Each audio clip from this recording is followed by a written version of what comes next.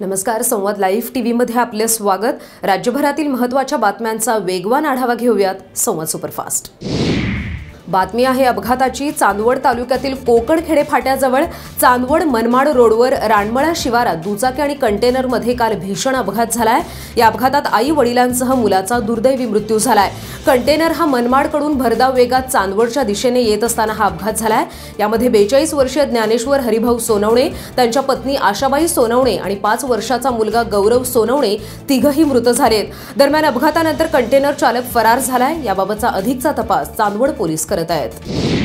पत्नीला कार शिकवणे एका पतीला चांगलंच नुकसानदायक ठरलंय, कारण पत्नी कार चालवत असताना तिचं नियंत्रण सुटलं आणि गाडी थेट 8 फूट खड्ड्यात पडलीये। कोल्हापुरात ही घटना घडली। पत्नीला कार शिकण्याची हौस असल्यानं पतीनं कार तिच्या हाती देत मैदानात सराव सुरू केला। मात्र मैदानासमोरून पाईपलाईन टाकण्यासाठी 8 फूट खोल खड्डा खणला होता। त्याचा अंदाज न आल्यानं गाडी खड्ड्यात पडली। दरम्यान यातून पती पत्नी सुखरूप बाहेर पडले, मात्र गाडीचं मोठं नुकसान झालंय। त्यानंतर क्रेनच्या सहाय्यानं कार खड्ड्यातून बाहेर काढण्यात आली। पुण्यात बनावट नोटा छापणाऱ्या टोळीला जेरबंद करण्यात आले। तामिळनाडूमध्ये बनावट नोटा छापून त्या वेगवेगळ्या शहरांमध्ये चलनात आणणाऱ्या या टोळीचा पुणे पोलिसांच्या गुन्हे शाखेनं पर्दाफाश केलाय। यामध्ये 2 महिलांसह 6 जणांना बेड्या ठोकण्यात आल्यात। त्यांच्याकडून तब्बल 4.25 लाखांच्या बनावट चलनी नोटा पोलिसांनी हस्तगत केल्यात। विशेष म्हणजे या टोळीचा म्होरक्या व्यंकटेश सुब्रमण्यम मुदलियार याने यूट्यूबवर पाहून नोटा कशा बनवायच्या हे शिकला आणि त्यानंतर बनावट नोटा छापून त्या शहरात चलनात आणल्या होत्या। नाशिक जिल्ह्यातील मालेगाव तालुक्यात 3 शेतकऱ्यांनी आत्महत्या केल्याची घटना काल घडली आहे। सततची नापिकी, यामुळे वाढतं कर्ज, यामधून नैराश्यातून मालेगाव तालुक्यातील या तरुण शेतकऱ्यांनी आत्महत्या केल्या। यातील हृदयद्रावक बाब म्हणजे ज्ञानेश्वर शेवणकर या शेतकऱ्यांना कांद्याला भाव मिळाला नाही म्हणून कांद्याच्या ढिगाजवळ विषारी औषध प्राशन करून आत्महत्या केली आहे।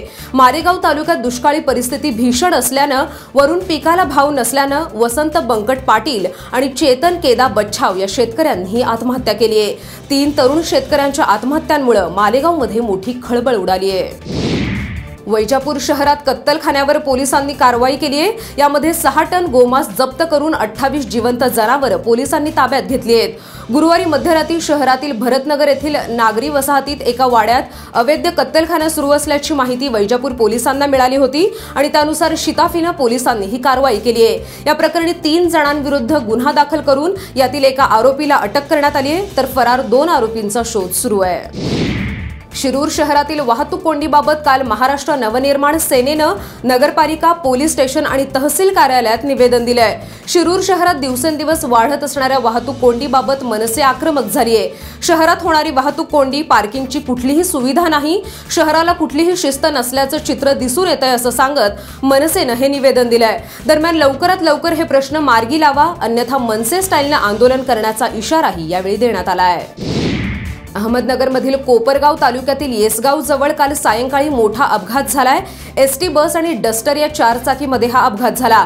यामध्ये प्रमोद भामरे आणि गणेश डांगे या दोघांचा जागीच मृत्यू झालाय, तर 7 जण जखमी झालेत। जखमींवर खासगी रुग्णालयात उपचार सुरू आहेत। निफाड येथून डस्टर गाडी येत असताना येसगाव जुन्या कॅनॉल जवळ कोपरगावहून मालेगावच्या दिशेने जाणाऱ्या बसनं जोरदार धडक दिल्यानं हा भीषण अपघात झाला होता।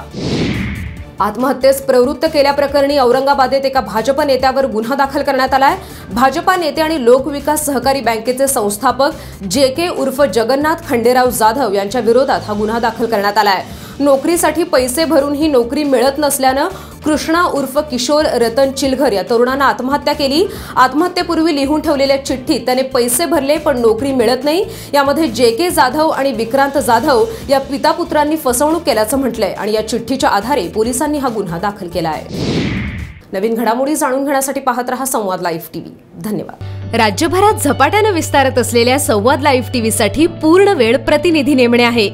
शिरूर श्रीगोंदा पारनेरसाठी पूर्ण वेळ 1 प्रतिनिधी, आंबेगाव खेड जुन्नरसाठी पूर्ण वेळ 1 प्रतिनिधी, बारामती इंदापूर दौंडसाठी पूर्ण वेळ 1 प्रतिनिधी, मुळशी मावळ हवेलीसाठी पूर्ण वेळ 1 प्रतिनिधी, पुणे शहर आणि हडपसरसाठी पूर्ण वेळ 1 प्रतिनिधी, पिंपरी चिंचवड भोसरीसाठी पूर्ण वेळ 1 प्रतिनिधी, अहमदनगर शहर आणि नगर दक्षिणसाठी पूर्ण वेळ 1 प्रतिनिधी, औरंगाबाद शहर आणि जिल्ह्यासाठी पूर्ण वेळ 1 प्रतिनिधी, वृत्तपत्र क्षेत्रातील अथवा कोणत्याही माध्यमातील किमान 2 वर्षांचा अनुभव आवश्यक.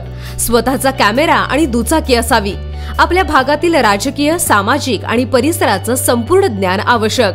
इच्छुकांनी आपला संपूर्ण बायोडेटा sanwadtv@gmail.com वर पाठवावेत आणि मुलाखतीसाठी समक्ष भेटावं.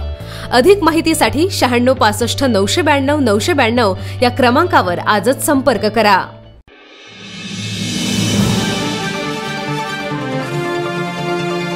संवाद लाईव्ह टीव्ही, आपला विश्वास, आपलं चॅनल.